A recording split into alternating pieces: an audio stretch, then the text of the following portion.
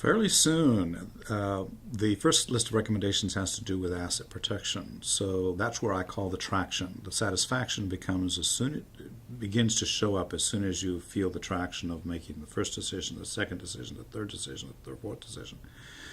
And those, usually it's about 8 different things that were going to be done in the asset protection stage of the work that we do. So the good news is it doesn't take that long. So that's part of making certain that we're executing everything that makes sense to execute. And usually the momentum begins there, and the enthusiasm starts building for going on to the next steps.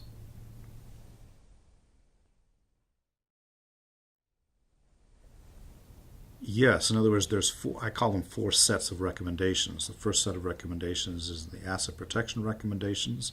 There can be as many as 12, sometimes even 13.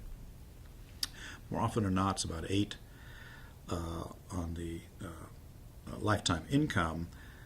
If a person is not yet retired, we're on a trajectory. We set up a trajectory that gets us to where we want to get by retirement, and then we see how much resources we're going to have at retirement, whether they're going to be quote unquote enough.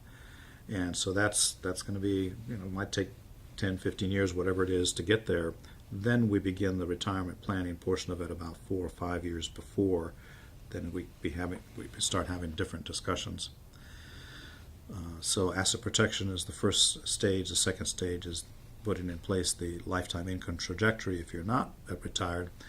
If you are retired, we put the lifetime income trajectory in place from retirement forward, and all the different things that need to happen for that.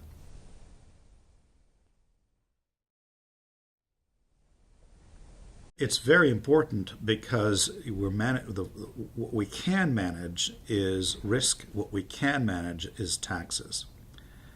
You can't manage the market. The behavior of the market is 100% predictable. I always like to tease. It's always going to be going up and down. So we're not so concerned about the behavior of the market. We're concerned about our behavior. What are we going to do when the market goes up? What are we going to do when the market goes down? What are we going to do when the market goes nowhere? So that's risk management. So most of the reason you have diversified investments is because you're trying to manage risk. Because risk is a cost, it's a hazard. Hazards are costs. And you also manage taxes because that is a huge part of one of the biggest expenses there are. You also manage expense ratios. You also manage turnover costs. You manage advisory fees cost. All those things are costs that are taken into account in that diversified portfolio. So there's quite a bit to do there as well.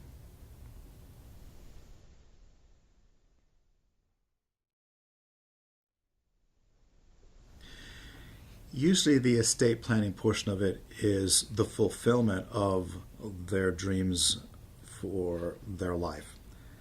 The first 3 stages of asset protection, lifetime income, and diversified investments is all about you and the benefits that you're going to get from having by behaving properly and behaving in a way that is conducive to the enjoyable life that you want. The estate planning portion of it adds a huge additional frosting layer, I like to call it, of recognizing that you can build something that is going to outlive you. And that's an added bonus, if you will, that brings a higher level of satisfaction that you weren't here on earth just to breathe some air and then not.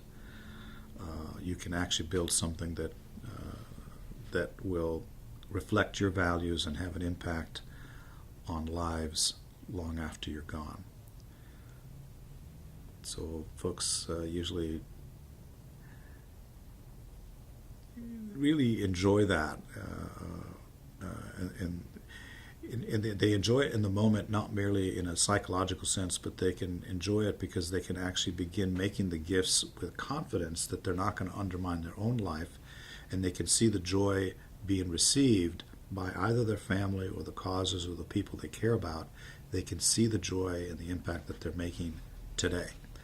And that has a level of fulfillment that is, I suspect, an enviable thing for most people.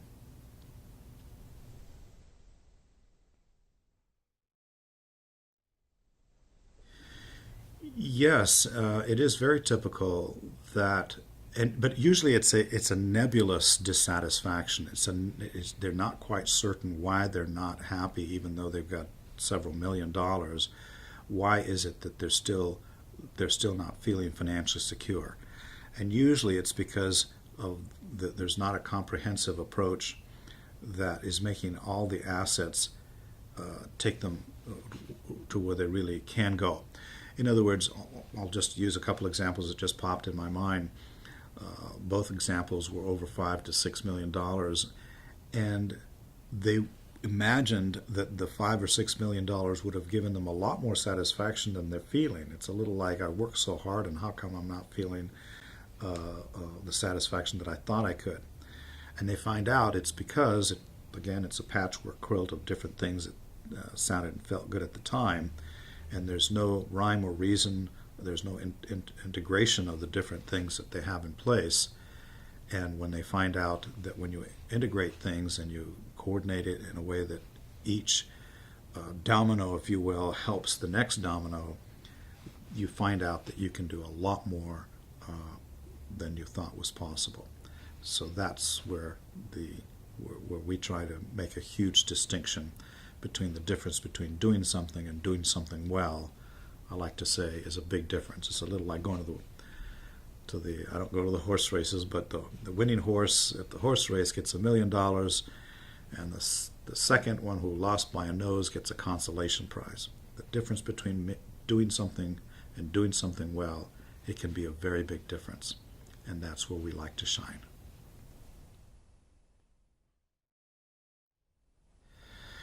I call it getting all the heavy lifting done. Usually there's enough done that you get, obviously the client you can call anytime you want with any kind of question or reassurance, or what did you mean about that, or tell me about the rabbits again, tell me why that was such a great idea. But usually it's set up in such a way that it should be meeting once a year to see how far on track or off track things are. That's usually the fun part, is that if you do all that heavy lifting up front, it becomes a lot easier for going forward. You know now how to operate. You're also not distracted by all the noise. There's so much work that is done that you now can take information that is thrown at you by the television or by talking heads or an article that you read, and you now have a resource to call. I always recommend clients call me with the "here's what I'm thinking of doing" questions instead of the "here's what I did" questions. And when you do, you'll find that we encourage you to read, to get knowledgeable, to expose yourself to as much as possible. Because when you do, it reassures you that the choices you made are aligned to what's important to you. The more you know, the more you feel good about the things that you're doing. So in that respect, we're open, and that usually happens the first, second, third year. And come about the fourth or fifth year, most folks it's an overstatement to call it cruise control, but they're enjoying life the way they ought to. The whole idea was, how do I get to enjoy the life I want without having to be looking over my shoulder all the time as to whether or not there was a stone that you should have looked under that wasn't. And that's our job. Our job is to make certain that we looked at everything, all kinds of ways, to make sure that you get to live the life that you want. So it doesn't end, but our job is to make it a lot smoother from that point forward.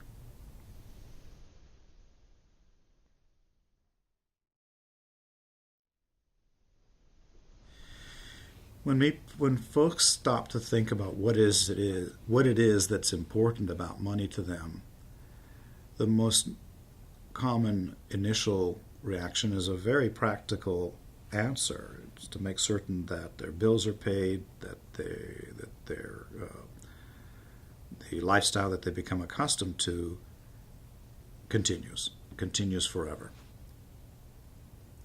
And of course, once that's done, if they ask them to imagine that having been accomplished, what does that allow them? What does that do for them? And usually they finally get to think about that for a moment or two and say, well, that allows me then to spend more time with my family. It allows me to give back to the community the way I've wanted to. It allows me to entertain activities that I wasn't sure that I could devote the kind of time and energy toward. And then as you envision doing those things, the question becomes, what is it that's important about being able to give back, to spend time with the family, to go on the cruises the way you want to go? And folks, again, the answers are a little bit different with every person. But it's not uncommon for a person to then say, wow, if I'm getting to live a life like that, that's what allows me to feel that I'm living life the way it ought to be, that I'm fulfilled, that I'm growing, that I'm not just breathing air, but I'm being an example to my family, to the people I care about. I'm exuding the values that I live for. And ultimately, it's almost like, wow, what else can I ask for? So if we can get you to that stage, and we love doing that, hopefully you will come back and say, wow, you're right, I am getting to live the life that I want to. I'm not having to pick up the phone every time the market does this, or interest rates, or that, or this guy's elected, or that guy's elected. I know that we know that we're going to always be setting our sails to whatever wind comes down the pike. So you get to live the life you want for the reasons that are important to you, and that usually is the ultimate.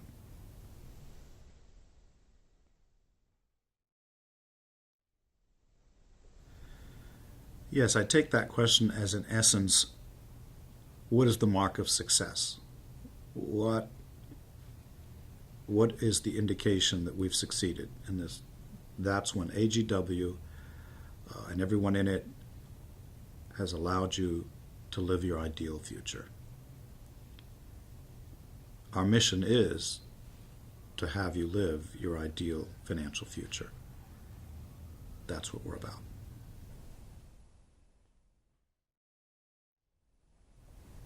Yes, absolutely. If it's something that's truly important to you, it really doesn't matter what it is.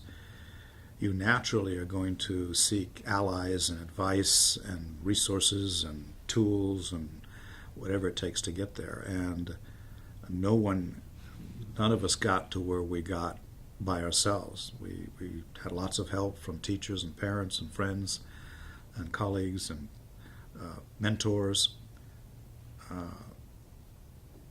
So the more allies you have, the greater the likelihood that you're going to succeed.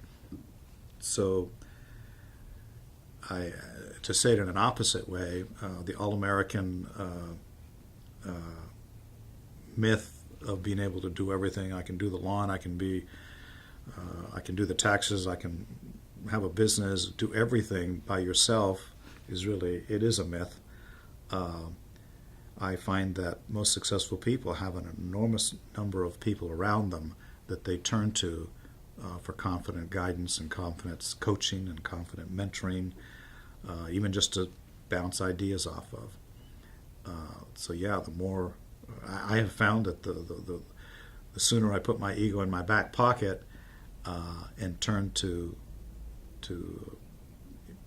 even someone on the street can help sometimes. I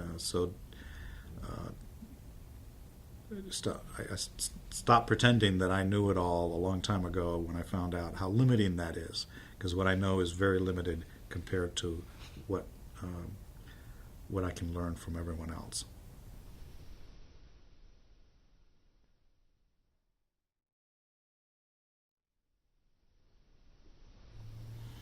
Call Advisor Group West. We really enjoy what we're doing. We're very good at it. Nothing makes us feel better, really, than helping you live your ideal future.